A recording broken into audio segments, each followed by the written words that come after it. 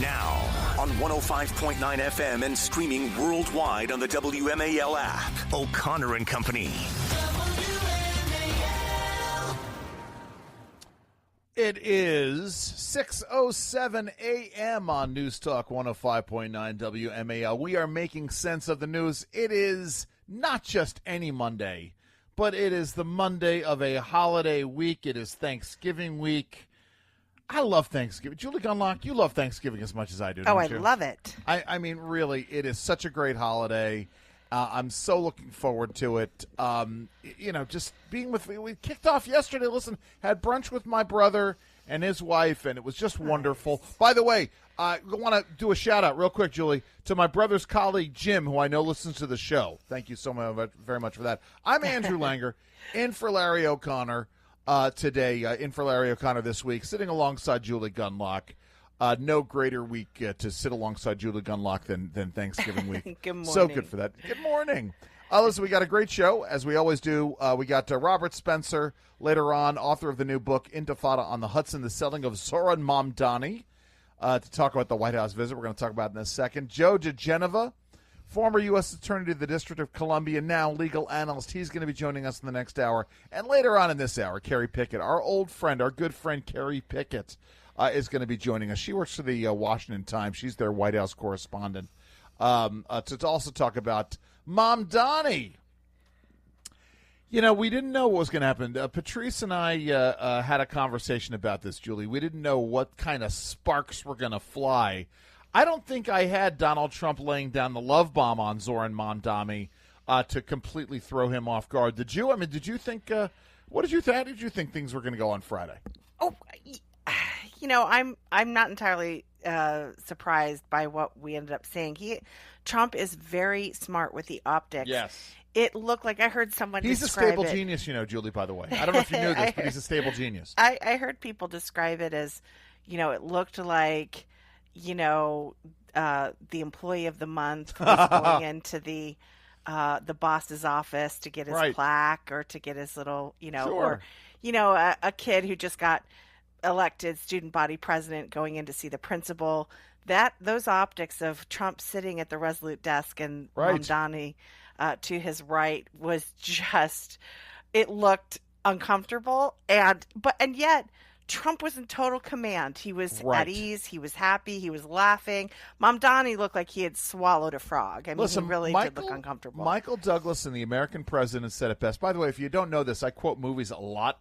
Yes, you do. But Michael Douglas in The American President said, and this is, of course, we know Rob Reiner's fantasy of what a Democratic president was going to be like. We know this.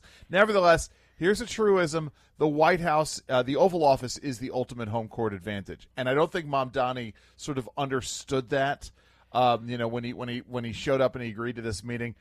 Here is Mamdani in the Oval Office talking about it. Let's play cut number 5, Michael. I appreciated the meeting with the president, and as he said, it was a productive meeting focused on a place of shared admiration and love, which is New York City, and the need to deliver affordability to New Yorkers, the 8.5 million people who call our city their home, who are struggling to afford life in the most expensive city in the United States of America. We spoke about rent, we spoke about groceries, we spoke about utilities, we spoke about the different ways in which people are being pushed out, and I appreciated the time with the president. I appreciated the conversation. I look forward to working together to deliver that affordability for New Yorkers. Affordability is all the rage, Julie Gunlock. Not that Democrats really have any understanding of what affordability means or how to get there. You know, it's funny. There's something else that's going on here. When I was a kid, my cousin Richie, he had headlines from New York newspapers framed on his wall. As a teenager growing up. And there's a very famous headline, I want to say it's from the New York Post from 1974, Ford to New York, drop dead. And I think that was New York needed a bailout. New York was a hellish post-apocalyptic landscape in the 1970s. Right. And Ford was not going to bail out the cities, not with the leadership that it was under. And I think that there was this expectation that Donald Trump was going to be sort of like Gerald Ford in all of this and tell Mamdani in New York to drop dead. Trump's a New Yorker. He has a great deal of affinity for this city, doesn't he? Yeah, he's also a businessman, and his business is located in New York. Of course. But I think this goes way beyond that. I think that Trump is ultimately a businessman. He put the charm offensive on Mamdani. I found the section where, do we have that? Do you still call him a fascist? I don't think. Oh, I think we're going to get to that in the next segment. I think we're going to continue to talk about this. Yeah, we're going to talk about that in the next segment. But again, Trump's good humor and friendliness, I think, was what was optically, I think it was very smart. 100%, right? That Mamdani came to the White House. Trump didn't go to New York to meet with him there. Mamdani came to the White House. Mamdani, who had called Trump a fascist and a threat to democracy, and we're going to get to those where he has to. Now forever, Mamdani will be asked the question: if you think Trump's a fascist, if you really think he's a threat to democracy, why'd you go to Washington D.C.? Yeah. Listen, my favorite aphorisms: if you didn't want to go to Chicago, why'd you get on this train? Mamdani is asked. Actually, we'll skip down here. Trump was asked on this issue of whether or not he was going to tell New York to drop dead. Let's go ahead, Michael, and play cut number 7. Well, I think if we didn't get along, whether it's cut off or just make it a little bit difficult or not give as much, we want to see, I use the term, we don't want good money going after bad. And we don't want that to happen. I don't think that's going to happen. I did say that, subject to what policies are being said. We had a meeting today that actually surprised me. He wants to see no crime. He wants to see housing being built. He wants to see rents coming down, all things that I agree with.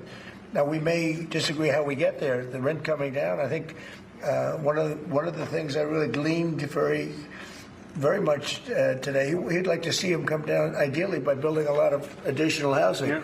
That's the ultimate way. He agrees with that, and so do I. But if I read the newspapers and the stories, I don't hear that. But I heard him say it today, and I think that's a very positive step. No, I don't expect. I expect to be helping him, not hurting him. A big help, because I want New York City to be great. He wants New York City to be great. He doesn't want to throw good money after bad. By the way, I know this is not the same story, Julie, but, it's like what Trump is doing with the protected status for the Somalis in Minnesota. Are you tracking? Did you track this other story? We talked about it on Friday. Yeah, for folks, in case you missed it, and I think we're going to talk about it later on, we've discovered that millions of dollars in welfare funding in Minnesota, funding for, populations that need help, was actually going to fund al-Shabaab. That, in point of fact, the state of Minnesota was the largest funder of al-Shabaab, the successor to al-Qaeda. So in that vein, the president does not want good money to go after bad. And so this is why he's going down this road. I think the president's absolutely right, isn't he, Julie? Yeah, I agree. Yeah, without a doubt. Listen, we're gonna talk about. So that was part 1. It's a play, Julie. It's a pageant, right? So we started. Act 1, Mamdani runs for office. He runs anti-Trump. Act 2, Mamdani gets elected, and he goes in and he meets with the president.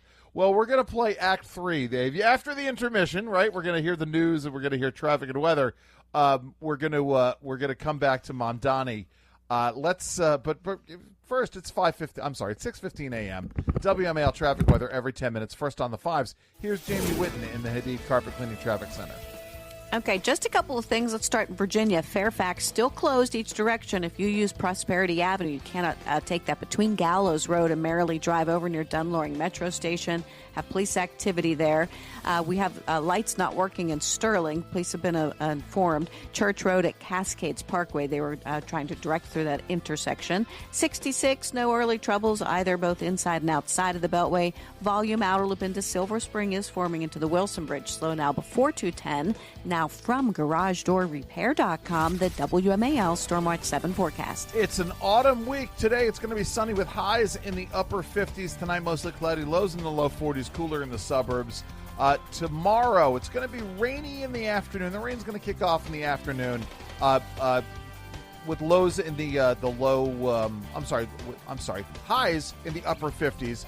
Tomorrow night, rain mainly in the early evening hours, low around 51. Wednesday, chance of rain. It's going to be warm, highs in the upper 60s. Thanksgiving, it's going to be cool, sunny, highs in the upper 40s. Friday, sunny as well, highs near 42. Right now in your nation's capital, it's 42 degrees at 6:17 a.m. WMAL, making sense of the news. Live from the Home Paramount Pest Control Studios. Home Paramount, the leader in pest control since 1939. So there we go. So, Julie Gunlock, so Mamdani and Trump have this meeting. And, of course, this is the beauty of Monday morning shows, is that then we've got Mamdani has to answer the questions, right? We get the debrief. He goes on the shows. Well, actually, let's go here first. He is asked when he's in the Oval Office, and Trump has to bail him out. Let's go ahead and play cut number 10. He asked about your comment calling the president a fascist, and your answer was, both President Trump and I have been clear about our positions and our views. Mm-hmm. Are you affirming that you think President Trump is a fascist? I've spoken about... That's okay. You can just say yes. Okay. All right. Okay. It's easier. It's easier than explaining it. I don't mind. He doesn't mind. Well, what they're talking about is during the campaign, again, because this is what the Democrats were running on, Julie, not just in New York, but remember Abigail Spanberger, Jay Jones, the guy who wants to see his opponent shot. They were really running on an anti-Trump platform. Yeah, honestly, Andrew, I have praised President Trump for his Mamdani meeting, but this was the moment where I was like, this deserves a pushback, not the ha, just go ahead and say yes.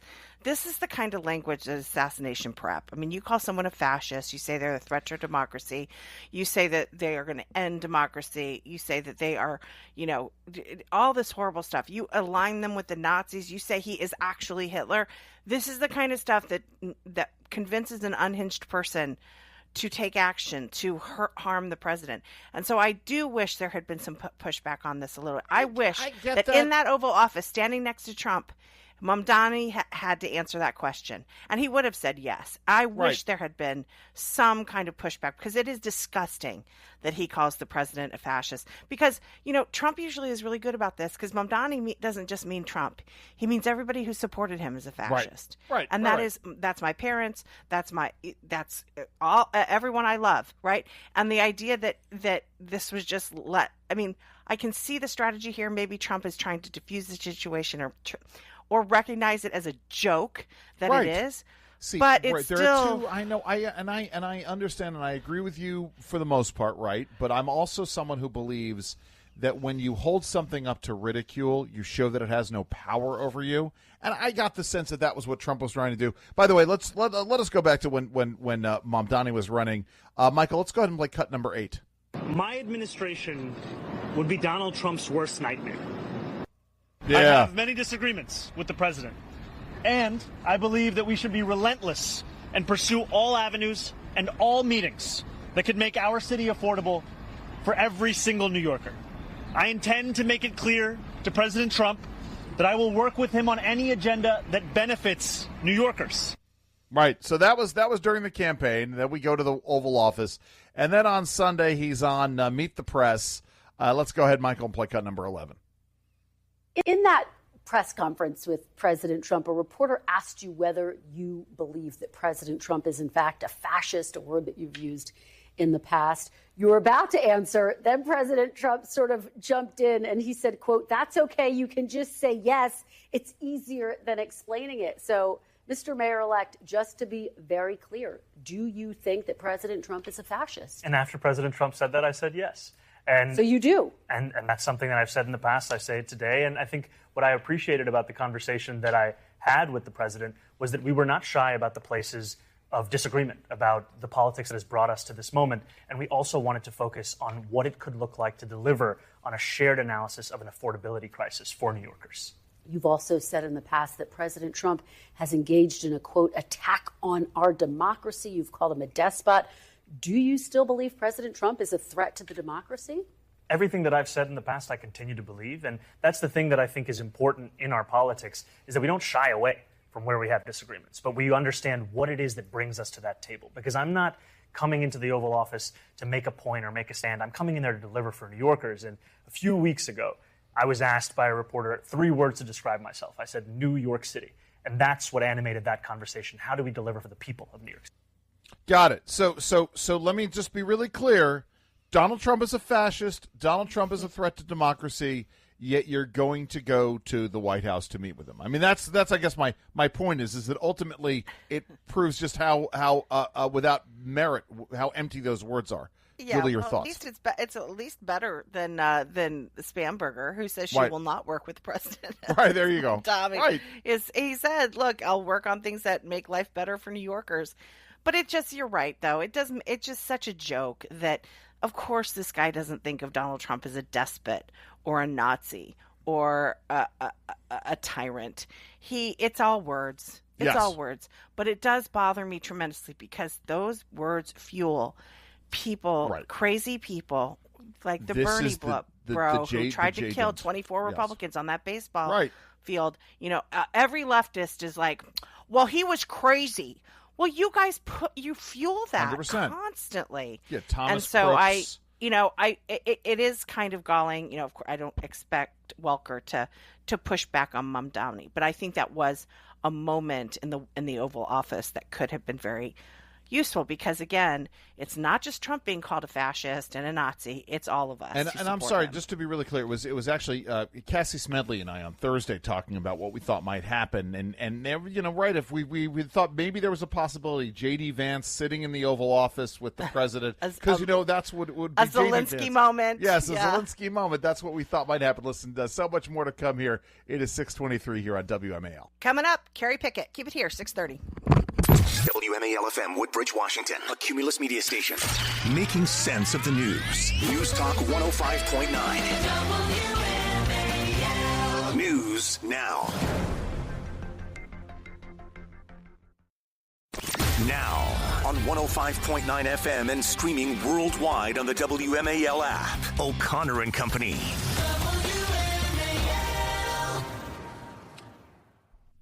Well, good morning, one and all. This is O'Connor and Company on News Talk 105.9 WMAL. We are making sense of the news. It is 6:37 in the morning, a good Monday morning, as I said. Thanksgiving week kicks off. I am Andrew Langer in for Larry O'Connor this week, sitting alongside Julie Gunlock. Good morning, Julie. Good morning.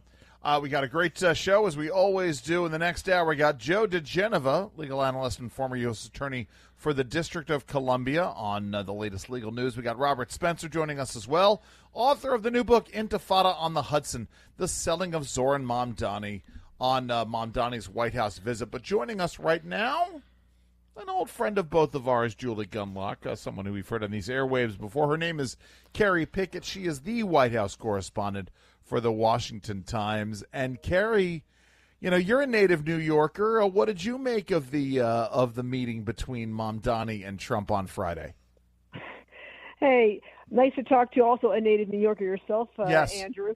But yeah, one of the things I think people forgot when it came to Donald Trump, because at first, like, oh my God, you're going to have these like huge explosion between Mamdani and Trump, is that Trump has had many, many leaders come to the White House who are even further left than Zoran Mamdani. So it's not like he didn't know how to handle them. That being said, very often when Trump has leaders come to the White House, it's going to be closed press. And so we don't know whether or not he's going to later on open it up for questions. I think Trump likes to sort of feel it out, make sure that, okay, let's see how things go down when we have a meeting behind closed doors. And then if things go the way he hopes things go, then he'll open things up for questions for the press. And that's how things kind of felt out later on. But what's interesting here is that even though things were very copacetic, things were very friendly, and they found common ground with housing, which of course Donald Trump is a builder, and both of them do want to have affordable housing around New York City. Donald Trump put out a tweet, or shall we say a Truth Social post about, you had the interesting about the Somalis over in Minnesota. You said, "Hey, Governor Walz,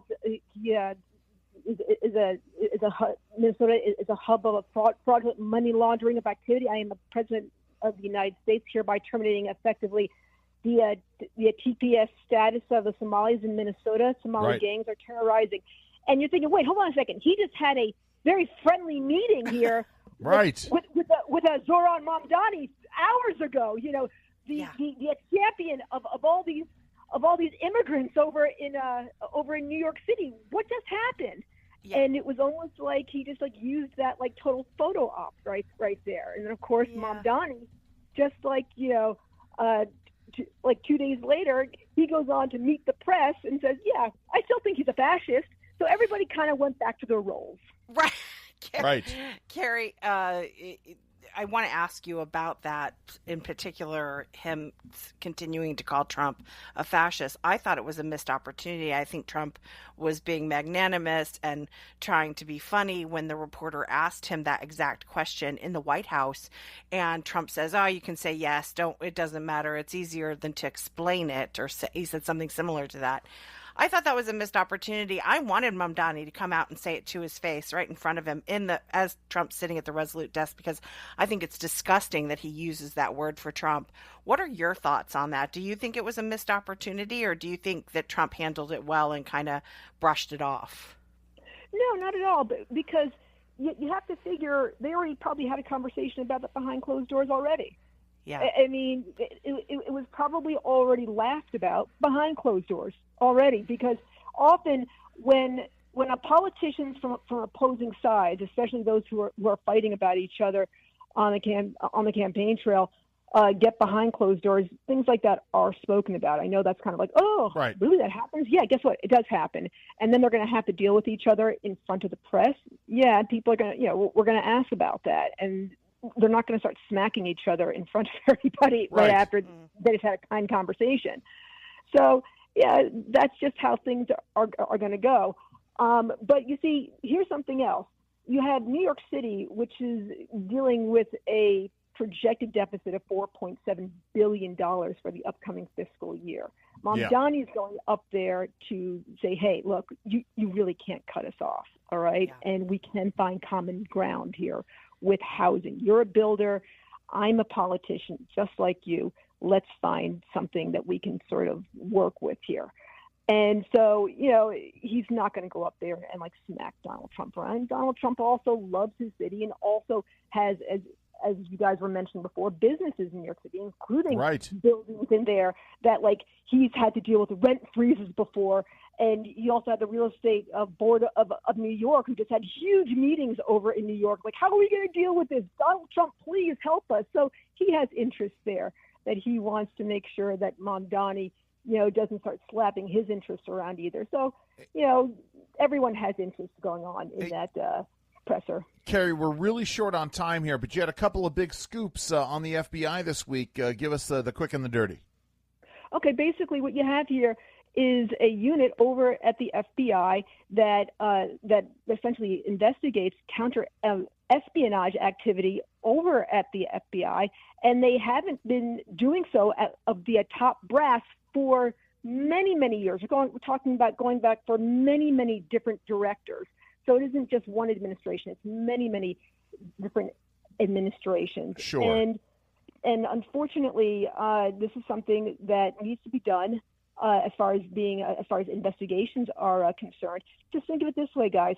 The FBI hasn't had a major bust of a spy within the FBI since Robert Hansen in 2001. Right. Okay. So that's something to think about. People will say, "Well, about that guy, that McGonigal guy back in 2023." Sorry, guys. That guy, he was already retired in 2018, so they busted him when he was 5 years into retirement. Crazy. Hey, Kerry, listen, we got to leave it there. Kerry Picket, Washington Times, thank you so very much for joining us this morning.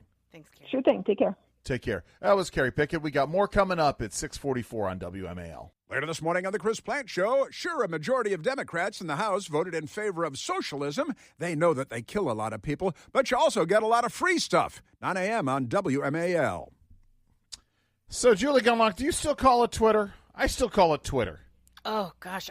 I try to correct myself and call it X, but occasionally it slips out. Yeah. Yeah, no. I still call it Twitter, and because that's how I roll. So interesting thing happened over the weekend. We all know that fundamentally X changed once Elon Musk bought it.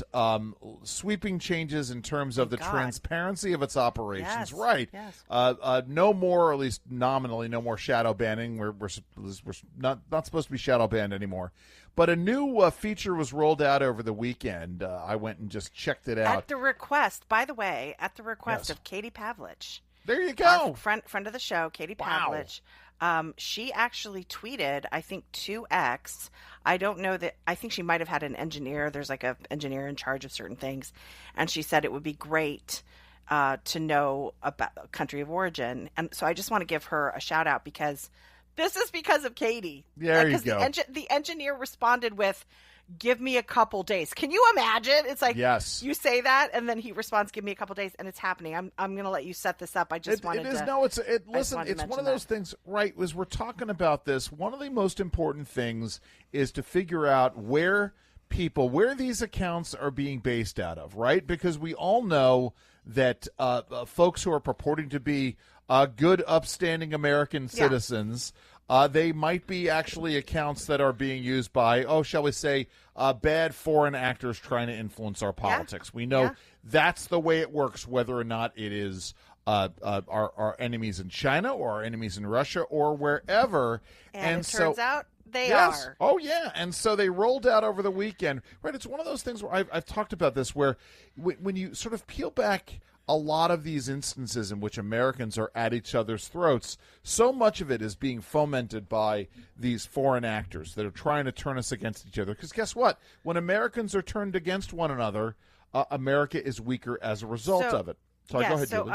Just so everyone, because we have to remember, Andrew, not everybody is chronically online like we are. Yes.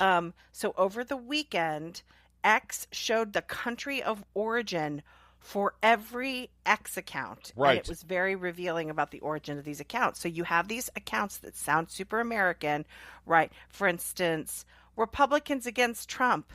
Yes. Okay. That's so you think like Right, Bill sure. Kristol types, right? Jonah Goldberg, right? Right. No. It's apparently it's run out of Austria. There you okay? go. Right. There's some accounts that are obviously not the real accounts, but Randy Weingarten, although it has a blue check here. Yes. Randy Weingarten. It's verified. Account based in Ireland. Ireland, yes. So she has some Irish person managing her account. Okay. Israel Exposed, based in Saudi Arabia. Right. See? Right? I Right. mean, it is incredible. And there was a lot of them that also like accounts that sound like All American Girl or All American Boy. Yes. And it turns out they're in like, it's somewhere in Asia. Yes. Right? At So Djibouti, again, yes. it is to gin up anger 100%. within the United States. Now, there is some Americans. question as to how it deals with what are called VPNs, which are a way to sort of mask your IP address. We don't know, but obviously people can explain this. So like Gretchen Whitmer, the governor of Michigan. Gretchen Whitmer, account based in Germany. As you said, Randy Weingarten, account based in Ireland. And someone asked the question, is it a VPN thing? Ian Miles Shong, account based in the United Arab Emirates. Julie, have you checked yours to make sure? I checked mine. Yeah, mine says Washington, D.C. It does? Okay. Mine says United States, which is what it should be, obviously, because I'm not using a VPN with any of these things. But, yeah, I mean, listen, again, this is important. Information matters. And we need to know when these foreign actors, right? It gets back to the 2016 election, as it always does. We know that Russia was working overtime to deal with our social media algorithms, but their goal was not to get Donald Trump elected. Their goal was to turn Americans against one another and undermine the credibility of Donald Trump's elections so that we would lose faith and confidence in our American institutions. That is the goal here, is for Americans to... excuse me, Andrew. Yeah, Two DHS employees said it was the safest election Yes. ever, Yes. Andrew. Yes. So don't question that. No, right? never. And then never you will question get it. canceled. You'll get canceled. And, Right. and these were the days before Elon Musk. These were the days before, truth and honesty won out. This Right. was a very dark time in America, and thank God Elon Musk bought Twitter and straightened it out. Amen. It is 6:53 on O'Connor and Company, WMAL.